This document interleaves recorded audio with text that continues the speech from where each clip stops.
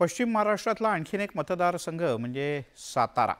या सातारा मतदारसंघात शरद पवार यांच्या गटाच्या उमेदवाराबद्दल अद्यापही उत्सुकता आहे।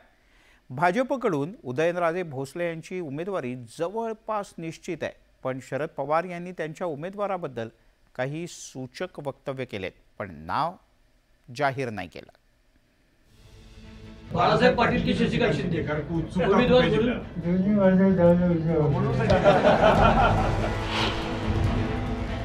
दोन्ही उमेदवार माझ्या डाव्या आणि उजव्या बाजूला आहेत असं सांगत शरद पवारांनी शशिकांत शिंदे आणि बाळासाहेब पाटील यांच्यापैकी एक जण उमेदवार असेल असं सूचित केलंय।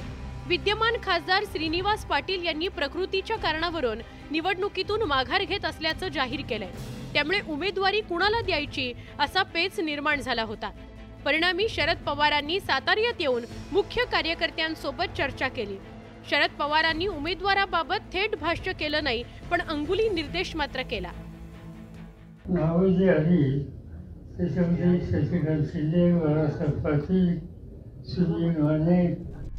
शशिकांत शिंदे आणि बाळासाहेब पाटील यांच्यातील तगडा उमेदवार कोण यावर आता साताऱ्यात चर्चांना उधाण आलंय। बाळासाहेब पाटील यांचा विधानसभा मतदारसंघ हा कराड उत्तर आहे, तसंच काही काळ ते साताऱ्याचे पालकमंत्रीही होते, मात्र कराड उत्तर पलीकडे त्यांची पकड नाही।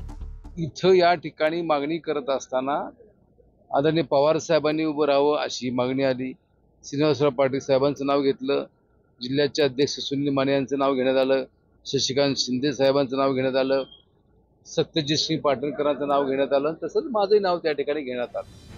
शशिकांत शिंदे एनसीपी शरदचंद्र पवार पक्षाचे जिल्हाध्यक्ष आहेत। 4 वेळा आमदार आणि एकदा पालकमंत्री राहिल्यामुळे त्यांना ओळखणारे लोक गावागावात आहेत। कोरेगाव, सातारा जावळी, वाई महाबळेश्वर, खंडाळा या भागात शशिकांत शिंदे यांचा आधीपासूनच दबदबा आहे। परिणामी शशिकांत शिंदेंची उमेदवारी गेम चेंजर ठरण्याची शक्यता नाकारता येत नाही। श्रीनिवास पाटील साहेबांनी आपल्या असलेल्या वयाची आणि तब्येतीचं कारण देऊन निवडणुकी लढवण्याला नकार दिला। मग पर्याय कोण याचा अंदाज घेताना माझं नाव आहे, बाळासाहेब पाटलांचं नाव आहे, सुनील मानेंचं नाव आहे, अशा 3-4 लोकांच्या नावावर लोकांनी मागणी केलेली आहे। पार्लमेंट बोर्ड त्याच्यावर निर्णय घेईल आणि जो निर्णय घेईल तो इम्प्लिमेंट करायचा आमची बांधिलकी आहे।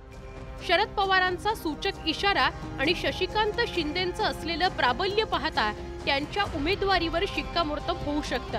परिणामी शशिकांत शिंदे आणि उदयनराजे भोसले यांच्यात थेट लढत होण्याची शक्यता निर्माण झाली आहे। साताऱ्याहून सचिन जाधवसह ब्युरो रिपोर्ट, न्यूज 18 लोकमत।